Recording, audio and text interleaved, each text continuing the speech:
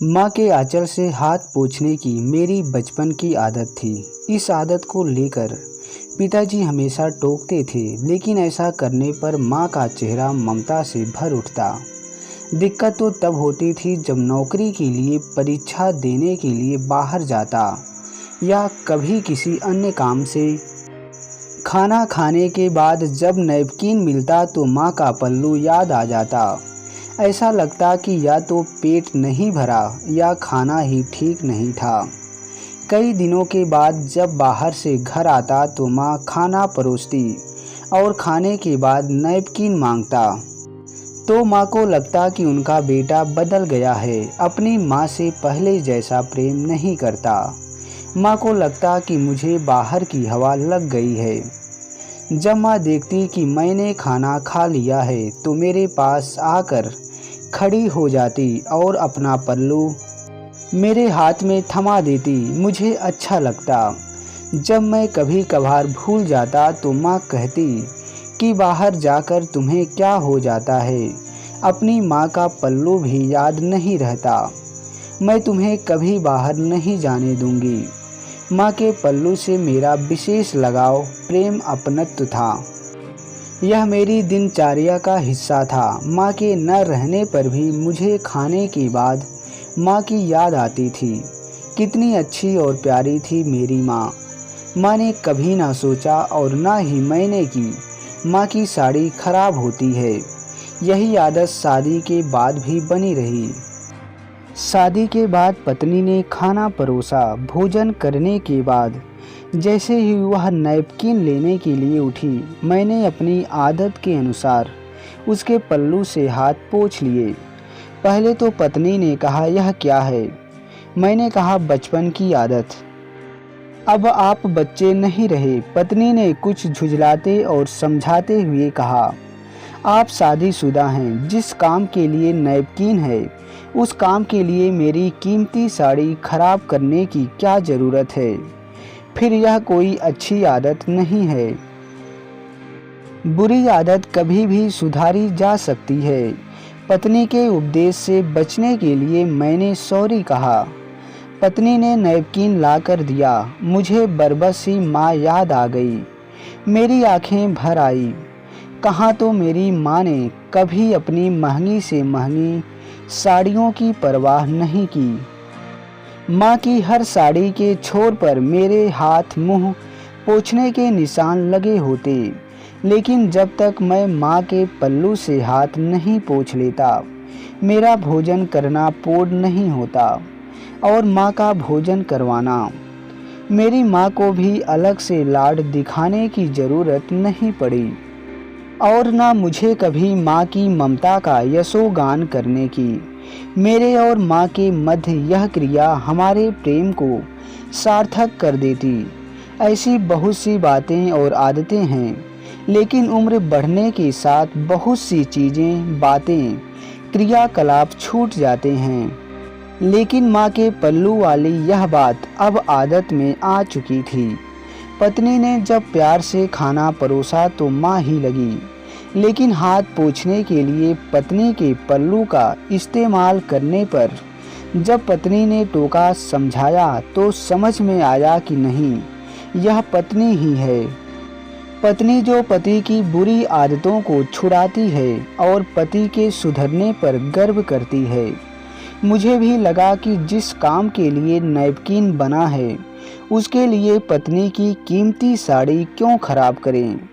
मैंने सबक के रूप में पत्नी की बात याद रखी और भूल से भी गलती ना हो जाए, इस हेतु मैं स्वयं ही खाना खाने से पहले नैपकिन अपने पास रखने लगा।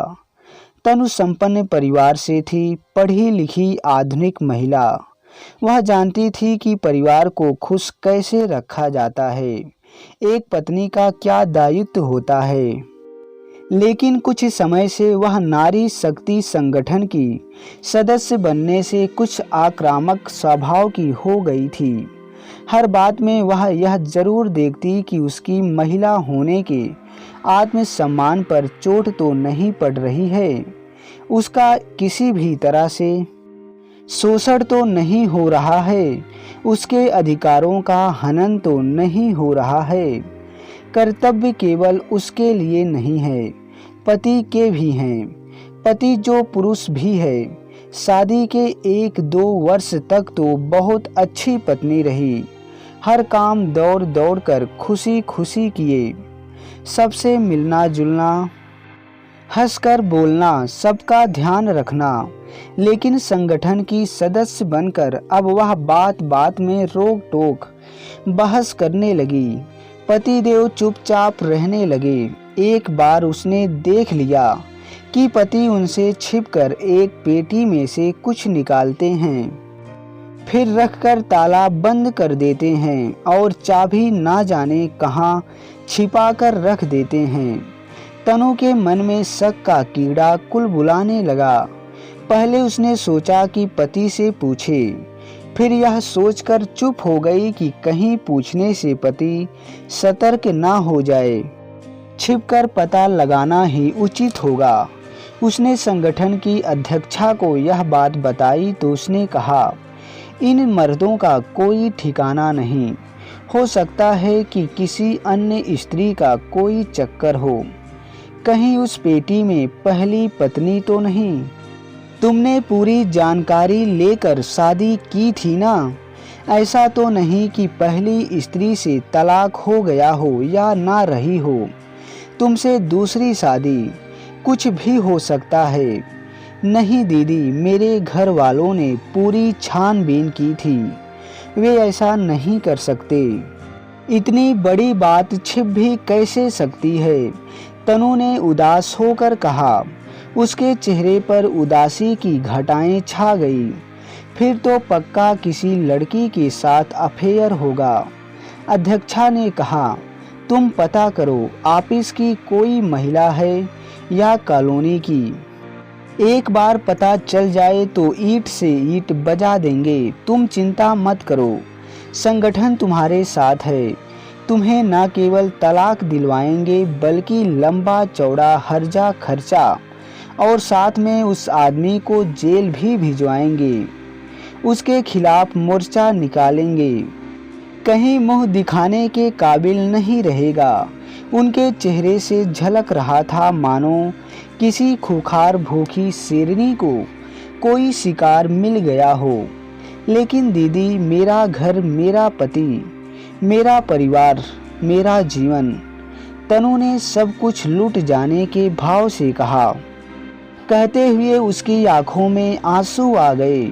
घर परिवार सब बाद में, पहले स्त्री का अधिकार, महिला मुक्ति ही हमारे जीवन का लक्ष्य है। महिलाओं के खिलाफ पुरुषों के अत्याचार को हम सहन नहीं करेंगे। तनु की उदासी देखकर अध्यक्षा ने उसके सिर पर हाथ फेरते हुए कहा, पगली रोती क्यों है? अभी तुम्हारी दीदी जिंदा है। बस इतना पता कर कि उस पेटी में ऐसा क्या है जो तुम्हारा पति तुमसे छिपा रखा है। साबित करने के लिए सबूत जरूरी है। तनु ने घर का कोना कोना छान मारा, लेकिन उसे पेटी की चाबी कहीं नहीं मिली। उसने ठान लिया कि दूसरे दिन दोपहर में पति के दफ्तर जाने के बाद वह ताले को तोड़ेगी और इस भेद को जानकर रहेगी। वह बीमारी का बहाना करके पड़ी रही। पति ने पूछा, क्या हुआ, तबीयत खराब है? उसने गुस्से में कहा, क्यों, क्या मैं आराम नहीं कर सकती? यदि मेरा काम करने का मन ना हो तो भी मुझे काम करना पड़ेगा। कोई जबरदस्ती है? तनु का गुस्सा देखकर पति चुप हो गए। पति ने उसे अपने हाथ से खाना बनाकर दिया। गुस्से में उसने खाने से मना कर दिया, मुझे भूख नहीं है। पति ने इसके बाद कुछ ना कहा। तनु सोचने लगी, कितना चालाक आदमी है, सामने कितना शरीफ बनता है और पीठ पीछे ना जाने क्या क्या गुल खिलाता है। उसके दिमाग में विचारों के आधी तूफान उठते रहे। नींद आंखों से कोसों दूर थी। दिमाग में बस यही चल रहा था कि क्या होगा उस पेटी में। पति के दफ्तर जाते ही सबसे पहले वह पेटी के पास पहुंची। उसने पेटी में लगे ताले पर पत्थर से 3-4 प्रहार किए। ताला तो नहीं टूटा, पेटी जरूर जगह से खिसक गई। पेटी के नीचे चाबी देखकर वह चकित रह गई। इतनी चालाकी से छिपाया, तभी पूरे घर में तलाशने से भी नहीं मिली। यह आदमी तो बड़ा छिपा रुस्तम निकला।